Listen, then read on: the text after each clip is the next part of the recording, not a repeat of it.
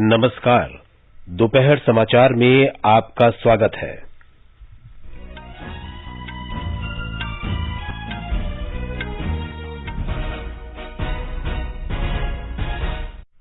प्रधानमंत्री नरेंद्र मोदी ने मानवाधिकारों की मनमानी व्याख्या करने और देश की छवि धूमिल करने में इसके इस्तेमाल के खिलाफ आगाह किया। प्रधानमंत्री ने 28वें राष्ट्रीय मानवाधिकार आयोग के स्थापना दिवस कार्यक्रम को संबोधित किया।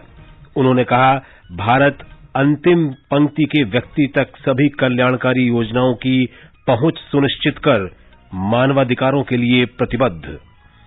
प्रधानमंत्री नरेंद्र मोदी आज शाम अफगानिस्तान पर G20 नेताओं के विशेष वर्चुअल सम्मेलन में भाग लेंगे। केंद्र ने राज्यों से कहा, केंद्रीय बिजली उत्पादन संयंत्रों की गैर आवंटित बिजली का उपयोग केवल अपने उपभोक्ताओं की जरूरतें पूरी करने में करें। भारत का कोविड टीकाकरण अभियान 100 करोड़ का आंकड़ा पार करने की ओर अग्रसर। राष्ट्रव्यापी टीकाकरण अभियान के तहत अब तक 95 करोड़ 89 लाख से अधिक कोविड रोधी टीके लगाए जा चुके हैं। जम्मू कश्मीर के शोपियां जिले में 2 अलग अलग मुठभेड़ों में 5 आतंकवादी मारे गए। विदेश मंत्री एस जयशंकर ने कजाकिस्तान में आपसी संवाद और विश्वास बहाली उपायों के बारे में गठित मंच की 6ठी मंत्री स्तरीय बैठक को संबोधित किया।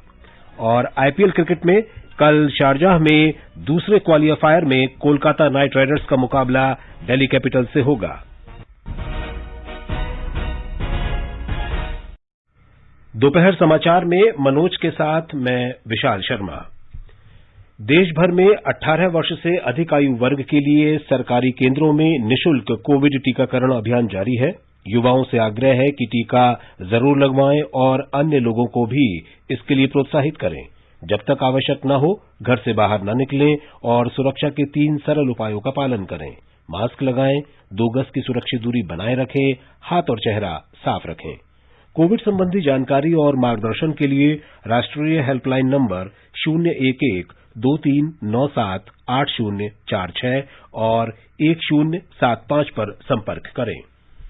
देश के 75वें स्वाधीनता दिवस समारोहों के उपलक्ष्य में आजादी का अमृत महोत्सव के अंतर्गत सरकार अनेक गतिविधियों का आयोजन कर रही है। इस अवसर को जन उत्सव के रूप में मनाते हुए आकाशवाणी समाचार स्वाधीनता संग्राम और उसके गौरवशाली इतिहास पर विशेष प्रश्नोत्तरी कार्यक्रम प्रसारित कर रहा है। ये क्विज 15 अगस्त 2022 तक प्रत्येक सोमवार और मंगलवार को समाचार प्रभात में शामिल होगा। भारतीय डाक विभाग अमृत महोत्सव क्विज में आकाशवाणी के साथ सहयोगी के रूप में शामिल है। अमृत महोत्सव क्विज में कल हमारा प्रश्न था, 1806 में किस स्थान पर भारतीय सिपाहियों ने ईस्ट इंडिया कंपनी के खिलाफ बगावत की? इस प्रश्न का सही उत्तर है तमिलनाडु के वेल्लोर में। नस्ली पूर्वाग्रहों के कारण अंग्रेज भारतीय सिपाहियों को कमतर मानते थे और उनसे उचित व्यवहार नहीं करते थे। यही भेदभाव कंपनी शासन के दौरान भारत में सिपाही विद्रोह का मनोवैज्ञानिक आधार बना। 10 जुलाई को वेल्लोर में पहली और 23वीं रेजिमेंट के सिपाहियों ने विद्रोह का बिगुल फूंका। आकाशवाणी समाचार को इस प्रश्न पर बड़ी संख्या में श्रोताओं के सही जवाब मिले। लकी विजेता हैं अंडमान निकोबार द्वीप में पोर्ट ब्लेयर की सरोजा देवी। नमस्कार, मेरा नाम सरोजा देवी है। अंडमान निकोबार की राजधानी पोर्ट ब्लेयर की ओर से अमृत महोत्सव क्विज की विजेता बनने पर आकाशवाणी समाचार का शुक्रिया अदा करती हूँ। अंडमान निकोबार की आजादी के आंदोलन में बड़ी भूमिका रही है। यहाँ के देशभक्तों की कहानी आज भी यहाँ की सेल्यूलर जेल कहता है। मैं देशवासियों को स्वतंत्रता के 75वें वर्ष पर आयोजित अमृत महोत्सव की अनेकों शुभकामनाएं देती हूँ। जय हिंद।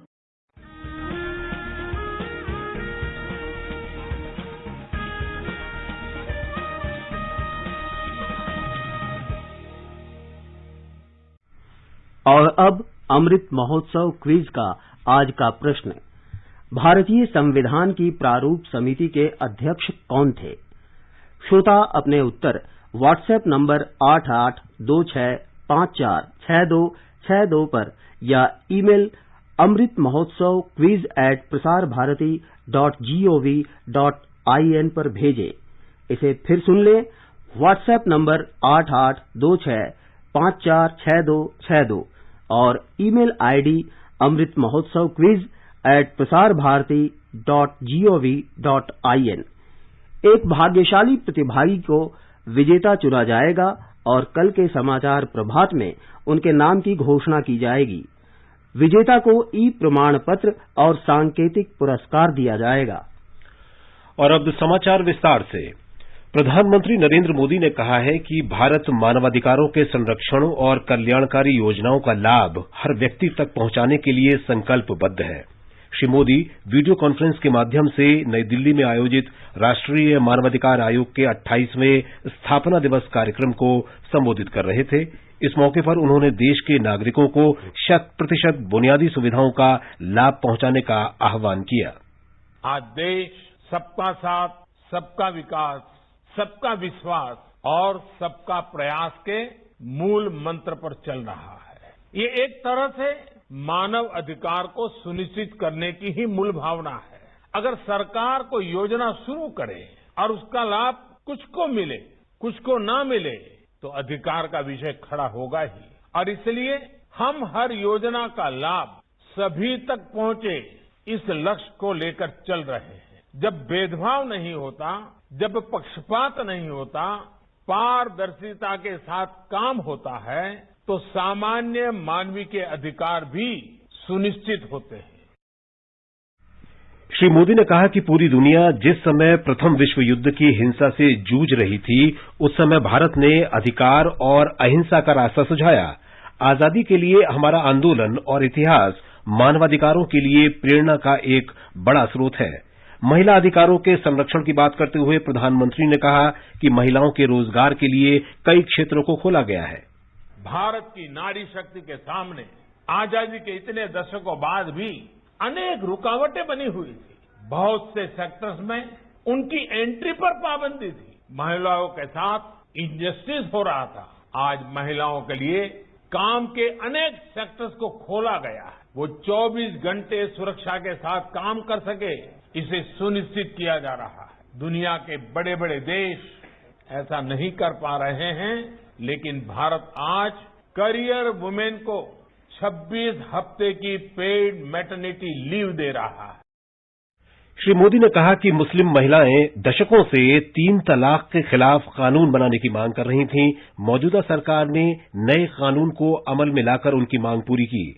हाल के पैरालंपिक खेलों में पैरा एथलीटों के शानदार प्रदर्शन की याद दिलाते हुए प्रधानमंत्री ने कहा कि हाल के कुछ वर्षों में दिव्यांगजनों के लिए कानून बनाए गए हैं, उन्हें नई सुविधाएं उपलब्ध कराई जा रही हैं। बीते वर्षों में दिव्यांगों को सशक्त करने के लिए भी कानून बनाए गए, उनको नई सुविधाओं से जोड़ा गया है। देश भर में हजारों भवनों को, सार्वजनिक बसों को, रेलवे को दिव्यांगों के लिए सुगम हो। लगभग 700 वेबसाइट्स को दिव्यांगों के अनुकूल तैयार करना हो। दिव्यांगों की सुविधा के लिए विशेष सिक्के जारी करना हो। करेंसी नोट भी उसमें दिव्यांग यानी जो प्रज्ञाचक्षु हमारे भाई बहन हैं, वे उसको स्पर्श करके करेंसी नोट कितनी कीमत की है वो तय कर सकते हैं। ये व्यवस्था की गई है। प्रधानमंत्री ने मानवाधिकारों की मनमानी व्याख्या करने और देश की छवि धूमिल करने के लिए इनके इस्तेमाल के खिलाफ आगाह किया है। उन्होंने कहा कि कुछ लोग अपने स्वार्थ की वजह से मानवाधिकारों की मनमानी व्याख्या कर रहे हैं। उन्होंने ये भी कहा कि मानवाधिकारों का सबसे बड़ा उल्लंघन तब होता है जब उन्हें राजनीतिक लाभ हानि के नजरिए से देखा जाता है। प्रधानमंत्री ने कहा कि यही चुनिंदा व्यवहार लोकतंत्र के लिए हानिकारक है। इस अवसर पर गृह मंत्री अमित शाह ने कहा कि पिछले 7 वर्षों में लगभग 60 करोड़ गरीब लोगों की सुख सुविधा पर ध्यान दिया गया है। प्रधानमंत्री नरेंद्र मोदी आज अफगानिस्तान पर G20 नेताओं के विशेष वर्चुअल सम्मेलन में भाग लेंगे। G20 समूह के वर्तमान अध्यक्ष इटली ने ये बैठक बुलाई है। इस समूह में विश्व की 20 प्रमुख अर्थव्यवस्थाएं शामिल हैं। ब्यौरा हमारे संवाददाता से।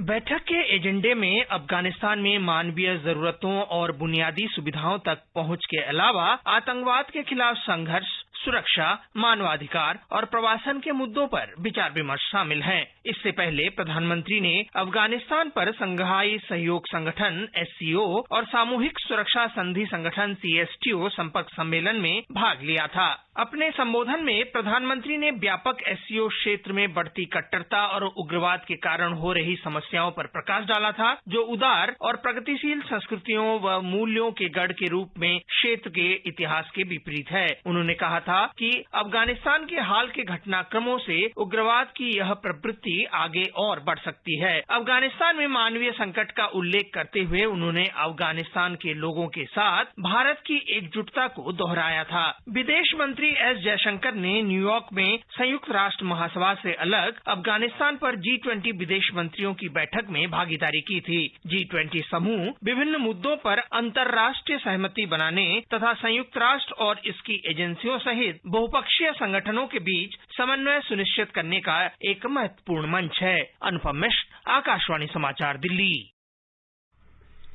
ये समाचार हमारी वेबसाइट newsonair.com/hindi और हमारे mobile app news on AIR पर भी उपलब्ध हैं। चलो मिलकर एक शुरुआत करें, चलो एक फैसला आज करें, मास्क नहीं तो टोकेंगे, कोरोना को रोकेंगे, चलो एक इरादा करते हैं, चलो कुछ वादा करते हैं, मास्क नहीं तो टोकेंगे, कोरोना को रोकेंगे। दोपहर समाचार में आपका फिर स्वागत है। विदेश मंत्री S जयशंकर ने कजाकिस्तान के नूर सुल्तान में एशिया में आपसी संवाद और विश्वास बहाली उपायों के बारे में गठित मंच की 6ठी मंत्री स्तरीय बैठक को संबोधित किया। अपने संबोधन में श्री जयशंकर ने कहा कि वैक्सीन मैत्री भारत के वसुधैव कुटुंबकम के सिद्धांत पर आधारित है। कई ट्वीट संदेशों में उन्होंने कहा कि कोविड महामारी ने बहुपक्षवाद की सीमाओं को सामने ला दिया है। श्री जयशंकर ने कहा कि बहुपक्षवाद में सुधार की प्रबल आवश्यकता है। उन्होंने कहा कि अंतर्राष्ट्रीय संबंधों के सबसे बुनियादी सिद्धांत के अनुसार सभी की संप्रभुता और क्षेत्रीय अखंडता का सम्मान होना चाहिए। विदेश मंत्री ने जोर देकर कहा कि अफगानिस्तान की घटनाओं से चिंता पैदा हुई है। नूर सुल्तान में CICA की बैठक से इतर विदेश मंत्री ने रूस के विदेश मंत्री सरगेई लावरोव से मुलाकात की और द्विपक्षीय सहयोग में प्रगति का उल्लेख किया। केंद्र ने राज्यों से कहा है कि वे केंद्रीय बिजली उत्पादन संयंत्रों की गैर आवंटित बिजली का उपयोग केवल अपने उपभोक्ताओं की जरूरतों को पूरा करने के लिए करें। बिजली मंत्रालय के ध्यान में लाया गया है कि कुछ राज्य उपभोक्ताओं की जरूरत के अनुरूप बिजली की आपूर्ति नहीं कर रहे हैं और बार-बार लोड शेडिंग कर रहे हैं। वे उच्च दामों पर बिजली दूसरे राज्यों को भी बेच रहे हैं। बिजली मंत्रालय के वक्तव्य में कहा गया है कि केंद्रीय बिजली उत्पादन संयंत्रों की 15% बिजली गैर आवंटित रहती है, जिसे केंद्र सरकार राज्यों के उपभोक्ताओं की जरूरत के अनुसार आवंटन करती है। भारत कोविड टीकाकरण अभियान के अंतर्गत 100 करोड़ का आंकड़ा पार करने की ओर अग्रसर है। इस बीच राष्ट्रव्यापी टीकाकरण अभियान के तहत देश में अब तक 95 करोड़ 89 लाख से अधिक कोविड रोधी टीके लगाए जा चुके हैं। स्वास्थ्य मंत्रालय ने कहा है कि कल 65,86,000 से अधिक टीके लगाए गए। पिछले 24 घंटे के दौरान 14,000 से अधिक नए मरीजों में संक्रमण की पुष्टि हुई। मंत्रालय ने कहा है कि स्वस्थ होने की दर 98.04% हो गई है। आकाशवाणी से बातचीत में मेदांता अस्पताल के डॉक्टर अरविंद कुमार ने टीका लगवाने के लिए लोगों से आगे आने की अपील की।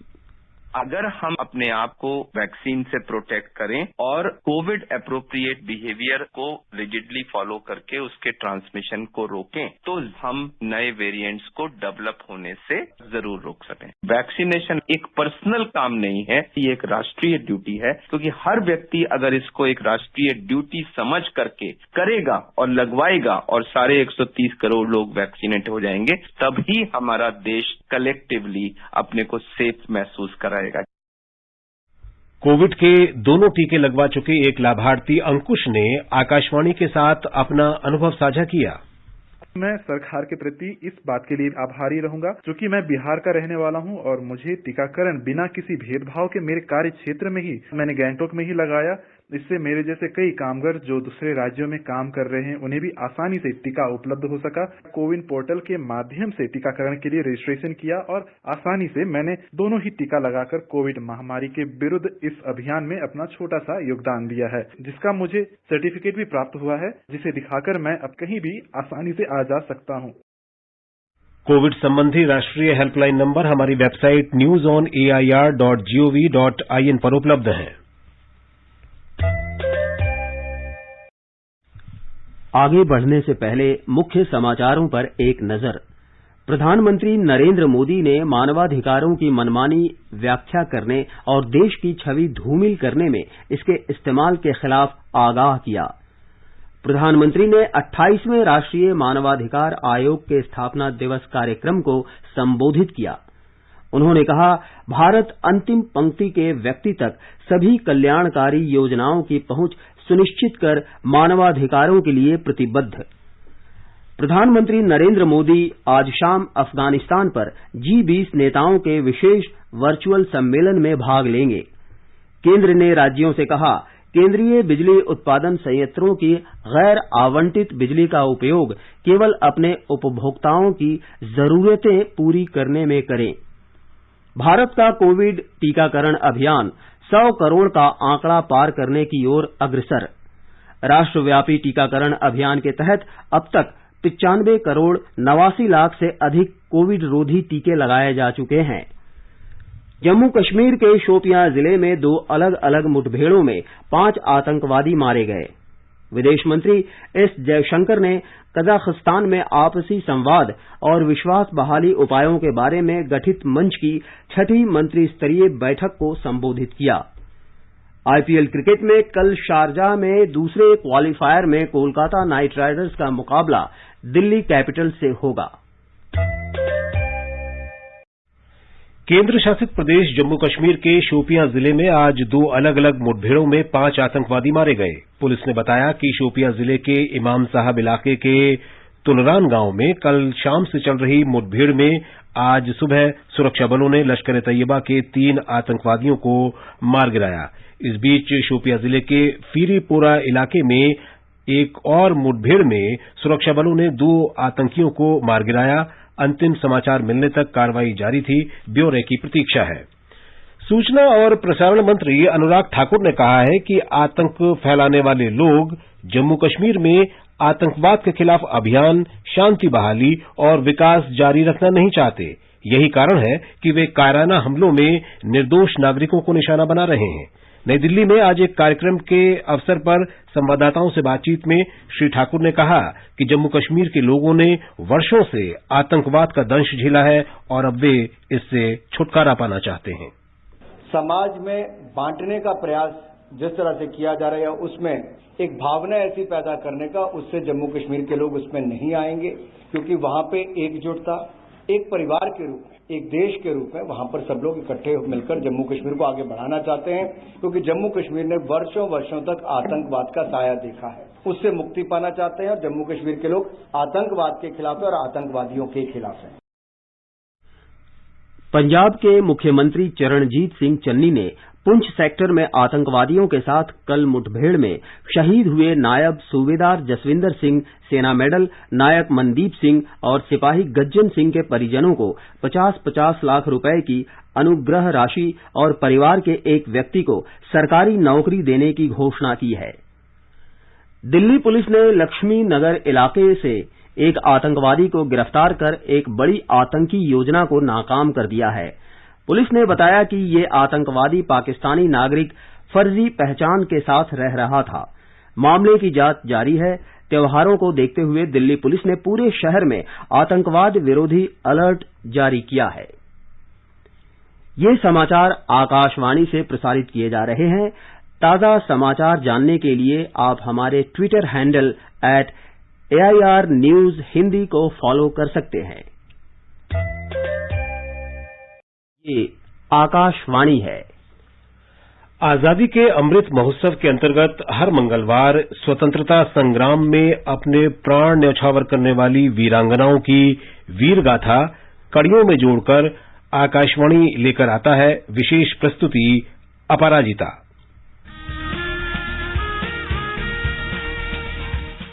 भारत के स्वतंत्रता संग्राम में अनगिनत स्वतंत्रता सेनानियों ने अपने प्राणों की आहुति दी, कुछ इतिहास में अमर हो गए और कई गुमनाम। आजादी के अमृत महोत्सव के अंतर्गत 75 कड़ियों की श्रृंखला में हम उन वीरांगनाओं की बात करेंगे जिनका योगदान कभी भुलाया नहीं जा सकता।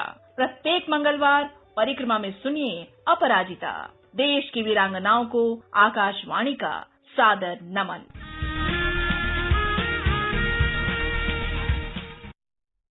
आजादी के अमृत महोत्सव के अंतर्गत आइए अब सुनते हैं आकाशवाणी की विशेष प्रस्तुति आजादी का सफर।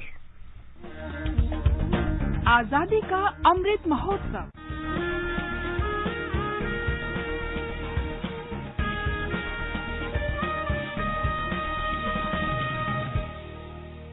आजादी का सफर आकाशवाणी के संग। भारत का शानदार स्वाधीनता संघर्ष आधुनिक विश्व के महानतम संघर्षों में से एक है। आकाशवाणी आपके लिए रोजाना ला रही है इस शानदार संघर्ष की झलक।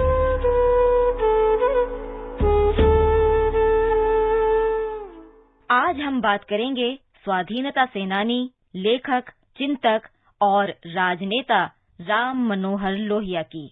उनका निधन 12 अक्टूबर 1967 को हुआ था। लोहिया का जन्म उत्तर प्रदेश में फैजाबाद जिले के अकबरपुर गांव में 23 मार्च 1910 में हुआ था। उनके पिता महात्मा गांधी के अनुयायी थे।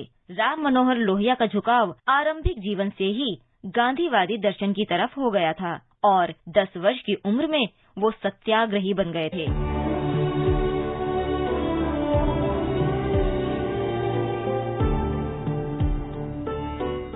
स्कूल के दिनों में लोहिया ने उन पाठ्य पुस्तकों के विरुद्ध अभियान शुरू किया जिनमें शिवाजी को लुटेरा राजा बताया गया था। बाद में लोहिया ने साइमन कमीशन के विरुद्ध आंदोलन में भाग लिया। कलकत्ता विश्वविद्यालय से स्नातक उपाधि लेने के बाद लोहिया आगे की पढ़ाई के लिए यूरोप चले गए। यूरोप में लोहिया ने जिनेवा में राष्ट्र संघ की सभा में भाग लिया। भारत का प्रतिनिधित्व बीकानेर के महाराजा ने किया, जो ब्रिटिश राज के चहेते के रूप में जाने जाते थे। लोहिया ने इसे स्वीकार नहीं किया और आगंतुकों के लिए निर्धारित गैलरी से इसका विरोध किया। उन्होंने अपने विरोध के कारणों को स्पष्ट करते हुए अखबारों और पत्रिकाओं के संपादकों को कई पत्र लिखे। उस पूरी घटना ने लोहिया को रातों रात भारत में प्रसिद्ध कर दिया। लोहिया ने एसोसिएशन ऑफ यूरोपियन इंडियंस के आयोजन में सहायता की और क्लब के सचिव बन गए। उस संगठन का मुख्य ध्यान भारत के बाहर भारतीय राष्ट्रवाद का संरक्षण और विस्तार पर था। लोहिया ने अपनी पीएचडी थीसिस गांधी जी के सामाजिक आर्थिक सिद्धांत पर केंद्रित नमक सत्याग्रह के विषय पर लिखी। लोहिया समाजवाद के प्रति आकर्षित हुए और 1934 में स्थापित कांग्रेस सोशलिस्ट पार्टी की स्थापना में सहायता की। लोहिया ने जब 1 जून 1940 को गांधी जी के समाचार पत्र हरिजन में सत्याग्रह नाव नाम से लेख लिखा तो उन्हें गिरफ्तार कर लिया गया और 2 वर्ष के लिए जेल भेज दिया गया। जेलरों ने उन्हें मानसिक यातना दी और कड़ी पूछताछ की। भारत को आंतरिक रूप से स्थिर करने के प्रयासों के अंतर्गत दिसंबर 1940 में अंग्रेजों ने अन्य नेताओं के साथ लोहिया को रिहा कर दिया। 1942 में भारत छोड़ो आंदोलन के दौरान जब प्रमुख नेता जेल में थे तो लोहिया ने भूमिगत रहकर आंदोलन चलाया। स्वाधीनता सेनानी उषा मेहता के साथ लोहिया ने बम्बई में सीक्रेट रेडियो स्टेशन से संदेश प्रसारित किए। उसे कांग्रेस रेडियो कहा जाता था और ये प्रसारण पूरे 3 महीने तब तक जारी रहा जब तक अंग्रेजों ने उसका पता नहीं लगा लिया। उन्होंने कलकत्ता में आंदोलन को पुनर्जीवित किया और बाद में अंग्रेजों से बचने के लिए नेपाल चले गए, लेकिन मई 1944 में उन्हें पकड़ लिया गया। लोहिया को लाहौर जेल ले जाया गया, लेकिन गांधी जी के दबाव में उन्हें रिहा कर दिया गया। लोहिया ने अपने भाषणों और लेखों में विभाजन का कड़ा विरोध किया। उन्होंने दंगा प्रभावित क्षेत्रों में समुदायों से एकजुट होने, अपने आसपास हिंसा की अनदेखी करने और अहिंसा के गांधी जी के आदर्श पर अडिग रहने की अपील की। विभाजन के समय उन्होंने गांधी जी को सांत्वना देने का प्रयत्न भी किया और स्वतंत्रता के बाद संकट की घड़ी में उसी तरह गांधी जी के साथ रहे जैसे कोई पुत्र अपने पिता के साथ रहता है।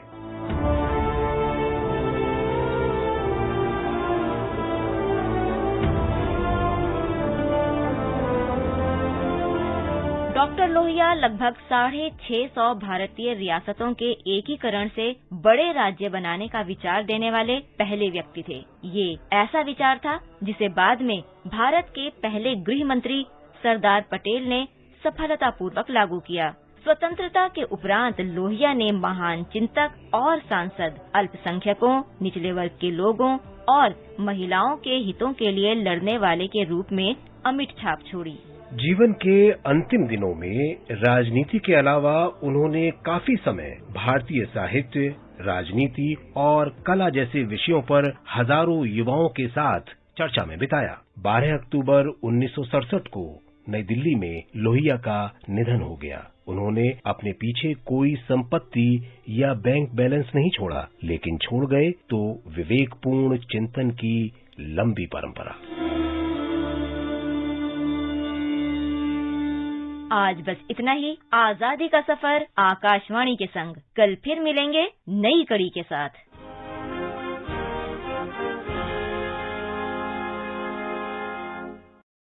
आकाशवाणी समाचार सुनते रहें और आजादी के अमृत महोत्सव में हमारे साथ शामिल रहें।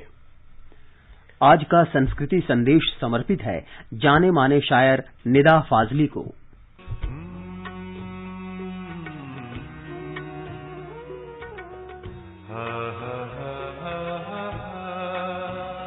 मदहोश कर देने वाली इस गजल के शायर थे मुक्तदा हसन, यानी आपके हमारे चहीते निदा फाजली।